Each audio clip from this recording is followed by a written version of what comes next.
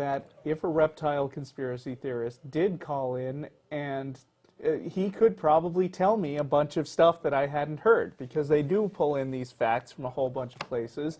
And he might say, you know, oh, well, how can you explain the fact that George Bush had slit eyes? I think, you know, if you believe that it's just a camera glitch, then you're a sucker.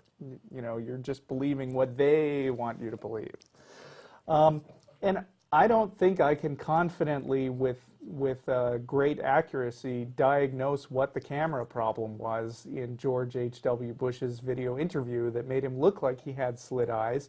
And I, frankly, don't care enough to go and research camera problems, because even if I did figure out what was going on with this one thing, there would be, you know, I'm sure a dozen other unbelievably inexplainable facts that would also support the reptile conspiracy.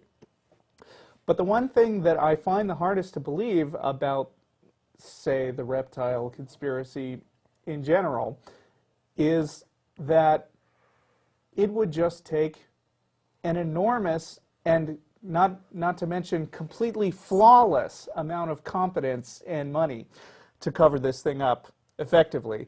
So effectively that the only people who ever come out and say, I know what's going on with this conspiracy, are crackpots on the internet. Yeah, I mean, if you think about it, who don't really have the inside track on anything. If you think about it, in one way, we've talked a lot over history, and we're fascinated with the idea of coming up with the perfect crime, the perfect murder, the perfect robbery. We have books about it, we have movies about it, detective stories. Dostoevsky, Crime and Punishment. And yet we have organizations and programs that are about busting this. You know, CSI and the various real crime stories. The fact of the matter is that it's rapidly getting harder and harder to get away with almost anything. Yeah. And so if you were to commit some crime, even if you didn't do it as a conspiracy, even if you went out and did it on your own, the odds that somebody would find you out are pretty good. So now if you expand this to, here's a group of people who are conspiring to do something, and we're doing our best to cover it up. Each new person you add to that is a new element for exposure. And each new attempt to cover that up is a new opportunity for discovery. Right. It's like this sort of demented comedy sequence you sometimes see where the guy kills somebody and then somebody is a witness. So he's like, oh, I need to kill this guy, and then somebody else walks in and says, oh no, you saw me too, you have to die. And then, you know, the bodies keep piling up because he can't let one single person escape with knowledge of it. Yeah. Yeah, it's exacerbating the situation to the point where the more people you add, the more you try to cover up, the more you've provided opportunities for discovery. And when you're talking about an enormous conspiracy of global proportions involving every world leader, I mean, you know, those leaders have AIDS. They're not all reptoids. Some of them are hiding under the desk. Yeah. Let me bring this back to what we were talking about at the beginning of the show, which is something at reptoids.com, the reptilian human things. Dun, dun, dun. This is the first guy, John. By the way, if you're on hold calling about 9/11, you can hang up because we're not talking about it again. We got 5 minutes left. That's true.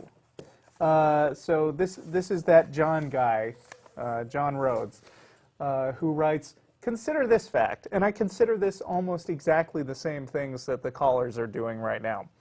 Consider this fact. While scientists are proud of their cataloging approximately 2.5 million life forms, they reservedly estimate the total number of life forms to be approximately between 100 million and 150 million. That means that our scientists have only encountered about 3% of all the terrestrial life with which we share this planet. Obviously, there's a lot of animal life out there yet to be discovered, some of which might be too intelligent to have direct contact with humanity. And then, of course, so he makes the argument here that scientists don't know about every form of life, and therefore, by default, until we catalog every form of life and find no reptile humans, my theory about reptilians must be true. Yeah, and mermaids, and Yeti, Bigfoot, right, Loch Ness Monster. And that's fairies, pixies, leprechauns. That's what conspiracy theories in general will rely on, is exploiting the fact that we do not know everything. Yeah. Because we never do. Science doesn't know everything. Official government statements don't know everything. Reporters don't know everything. But where the fallacy comes in is they say, okay, I have an idea of what happened. Explosives were planted around the buildings. Yeah. And since you can't until you disprove prove that there weren't any explosives planted around the buildings, that must be right. Hey, I have a theory. Demons came and grabbed hold of the girders and pulled the buildings down. Oh, that was a serious theory. You remember there was Oh, a picture of a demon cloud of Satan in the smoke cloud. coming out. Damn, Yeah. I could have shot. See, it's impossible to lampoon these ideas because there's somebody who's willing to believe anything. Even stuff that we know is fictional because we made it up knowingly. I mean, you know, the Cottingley fairies, two little girls perpetrating a fraud with, I mean, and in modern culture, the special effects that they used, which were these cardboard cutouts that they then took pictures of, which, I mean, you could see the lines where they cut them out. I don't know how this fooled anybody, let alone Sir Arthur Conan Doyle. And to bring it to more recent examples, there was a guy who deliberately pulled off a Noah's Ark hoax by saying, look, I found this piece of wood from Noah's Ark. And it was a deliberate hoax. All he had was this one piece of wood that he soaked in something to make it look old. The creationists all went hook, line, and sinker for it. We got less than 30 seconds. There's a list of the crew: Steve Nelly, Joe Rhodes, Frank Pichal, Shilling Continues, Shelley Roberts, John Icoletti, Don Baker. Thanks, everybody, for tuning in. We'll be back again next week, and we'll continue out. We hope you enjoyed your time off, and welcome to 2008. And El Royo. You can email tv@atheist-community.com, and also you can join us at El Royo on 5th Street.